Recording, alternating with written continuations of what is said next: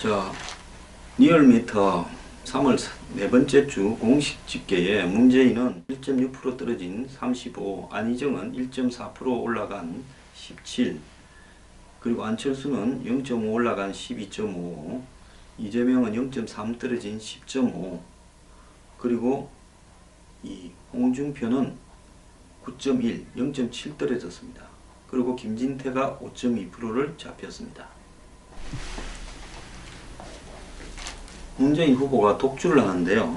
좀 올라가다가 또 조금 떨어지고 주춤하고 이럽니다. 아마 이 최근에 네거티브 논란이 조금 떨어지는데 기여를 했다 보고, 안희정 후보는 적극적으로 공세에 나서면서 조금 올랐다고 봅니다.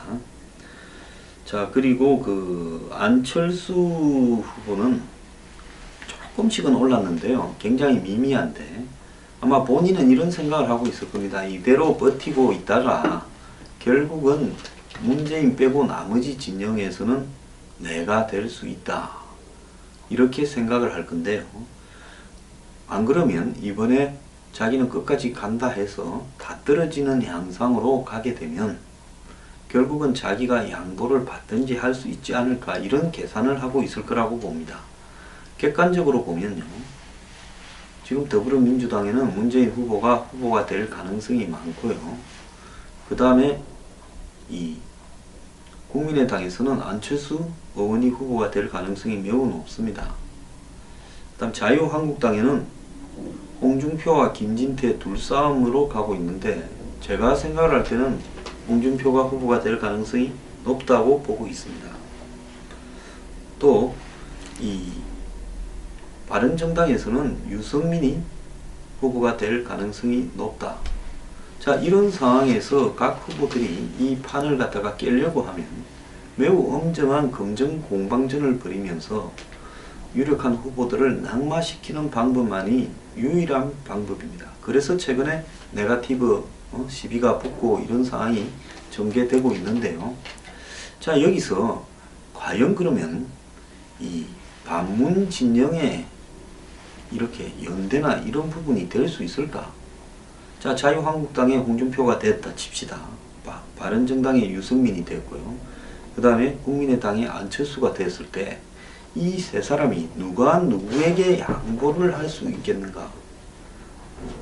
자, 바른정당과 자유한국당 간에는 단일화를 1차적으로 할 수 있습니다.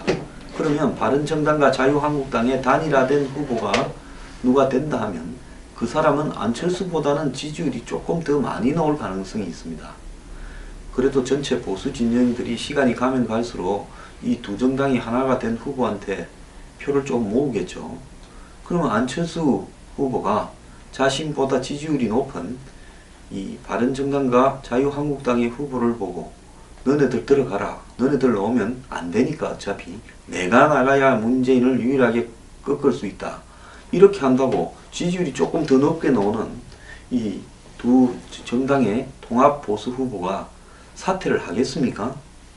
하지 않을 가능성이 매우 높다는 겁니다. 이때 이제 이런 이야기가 나오겠죠. 안철수 표는 보수 표보다도 문재인 표나 호남 표를 더 잠식하니까 3파전을 벌이는 게 나쁠 게 없다, 또 이런 논리가 나올 겁니다. 그러면 결국 그렇게 세 명에다가 심상정까지 띄어서, 모르겠습니다. 심상정이 끝까지 뛸지. 저기도 예측이 좀 불가능한데요. 안 그러면 지난번에 경기도지사 선거할 때 심상정이 중간에 사퇴도 한 적이 있지 않습니까?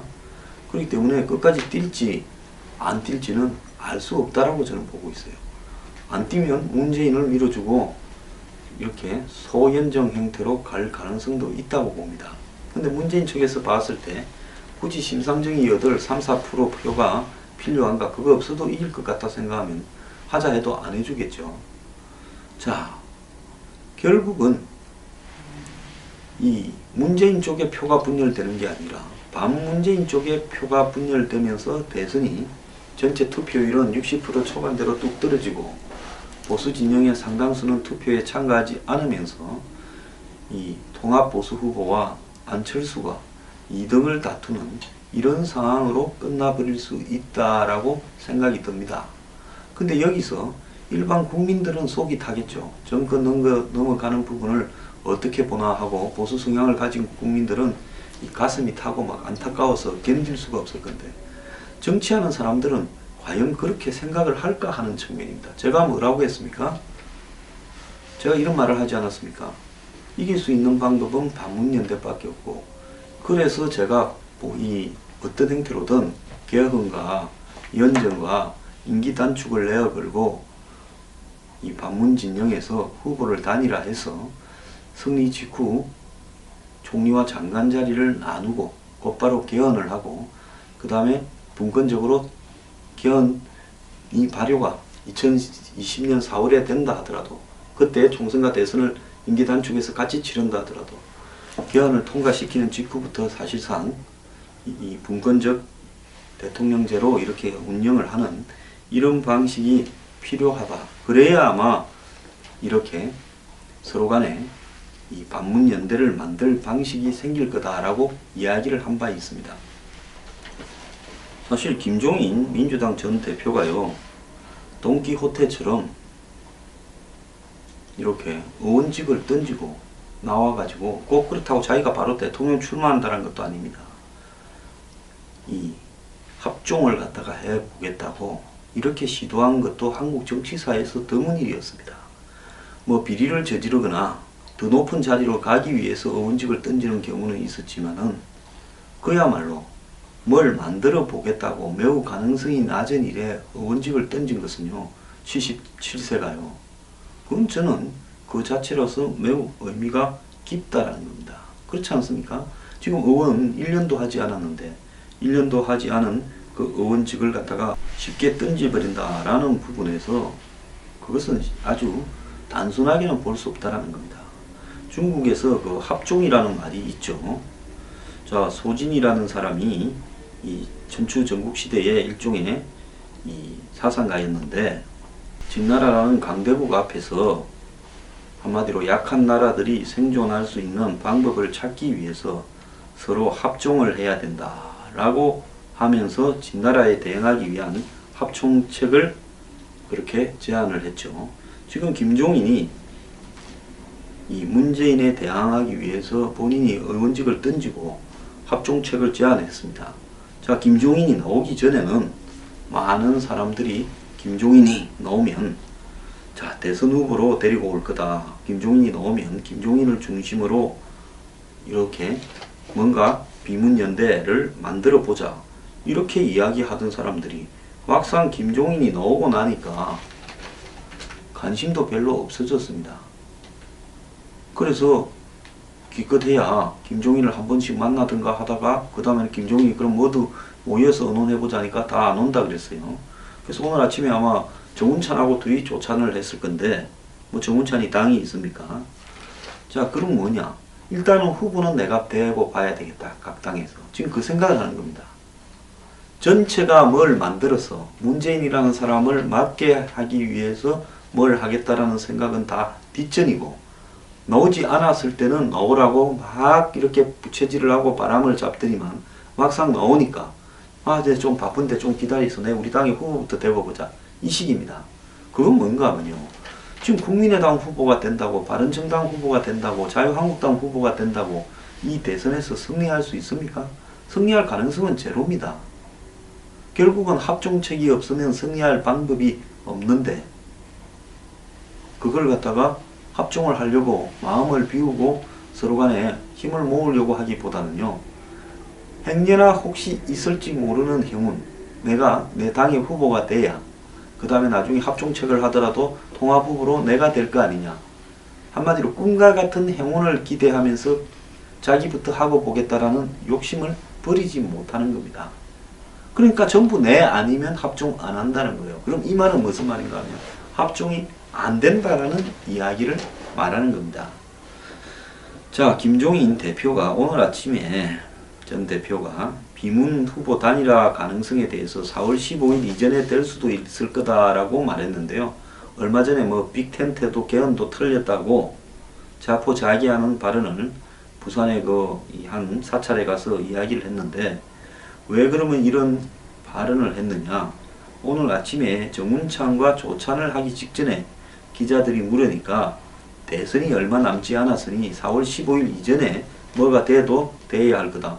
지금 그렇게 되는 게 맞는 게 후보 등록이 시작되기 전에 적어도 2, 3일 말미를 두고 이 단일화가 마무리돼야 되고 또 각 당의 후보가 일단은 다 정해져야 정해진 사람을 가지고 어떻게 할 거냐, 단일화를 어떻게 할 거냐라는 이야기를 될 수 있다 이래 봅니다. 그렇게 본다 그러면 자, 기본 원칙을 후보가 정해지기 전에 합의하는 부분에 대해서 지금 아무도 관심이 없어요. 거기에 관심을 기울여야 될 사람들이. 왜? 내가 안 되는데 비문연대가 되어서 남이 돼봤자 무슨 의미가 있겠느냐. 그래서 일단 나부터 되고 보자고. 전부 요즘 바쁩니다. 경선한다고. 이러면서 가요. 그 골목 대장을 뽑는 경선을 해봤자 동네 골목에서 벗어나지를 못할 건데 거짓거리를 하고 있는 겁니다. 김종인 전 대표는 예측이 불가능한 상태라고 하면서도 4월 15일이 단일화 마지노선인 이유에 대해서는 대선 후보들이 막연하게 후보만 되면 가능하다고 생각할 수 있겠나 라고 반문을 했습니다. 이 말이 뭔가 하면 너네들 후보 돼봤자 당선되냐 이런 이야기입니다. 기본적으로 지금 우리나라 상황이 여러 가지로 살펴볼 때 정상적으로 가려면 어떤 변화가 있어야 한다는 것을 서로 감지하고 있을 거다. 더군다나 정치를 오래 하신 분들이다. 거기서 합리적인 사고를 한다면 단일화도 이루어질 수 있고 안 될 수도 있겠지만 그런 방향으로 노력하지 않겠나라고 설명을 했습니다. 지금 이런 걸 만들겠다고 자기 걸 던지고 희생을 한 사람은 김종인이 밖에 없고요. 나머지는 전부 다 그거 내 후보 되고 난 뒤에 보자고 관심도 지금 없는 상황이라는 겁니다. 자, 홍준표가 최근에 홍준표 후보가 김무성 바른정당 고문하고 연대 문제를 논의한 것과 관련해서 김종인 전 대표는 후보들이 다 확정된 다음의 문제라면서 지금 미리 이야기를 할 수 없다라고 말했습니다. 왜? 하도 말들이 바뀌니까 지금 남을 가지고 뭐라고 할 형편이 안 되죠. 그럼 당신이 직접 출마할 거냐 하는 질문에는 그런 질문도 많지만은 그건 상황을 봐야 한다면서 내가 미리 말할 수 없다고 대답을 했습니다. 그리고 경선에서 더불어민주당 문재인이 되었을 때 비문들이 탈당하지 않겠냐 하는 질문에도 내가 모르는 일이다 하면서 본인들이 알아서 할 일이지 내가 그걸 뭐라고 이야기하겠느냐. 남의 신상을 갖고 뭐라 할 수 없다. 이렇게 말을 했고요. 안철수, 손학규, 남경필 등과 연락을 최근에 주고받았는지 물으니까 한참 바쁜 분들한테 연락하기도 뭐하다. 자, 지방에 내려가서 돌아야 되기 때문에 시간을 내기가 어렵다 이야기를 했고 지금 당이 없이 제3지대에 머물고 있는 어정쩡해진 김종인과 정운찬이 두 사람이 만나서 한마디로 연정, 비문연대를 전제로 한 연정과 개헌에 대해서 이야기를 나눈 걸로 보입니다. 자, 전체로 봤을 때요. 전부 지가 되는 거 말고는 나라는 어떻게 돼도 상관없다라는 식의 행태들인데요. 이런 인간들을 몰아가지고 정말 비문연대를 완성시키는 것은 빈대를 한 마을 몰고는 갈 수 있어도 사람 3명 몰고 가기 어렵다라는 말과 똑같은 것 같습니다. 자, 앞으로 이 사람들이 그래도 나라를 생각하는 마음이 조금이라도 있기를 바랄 뿐입니다.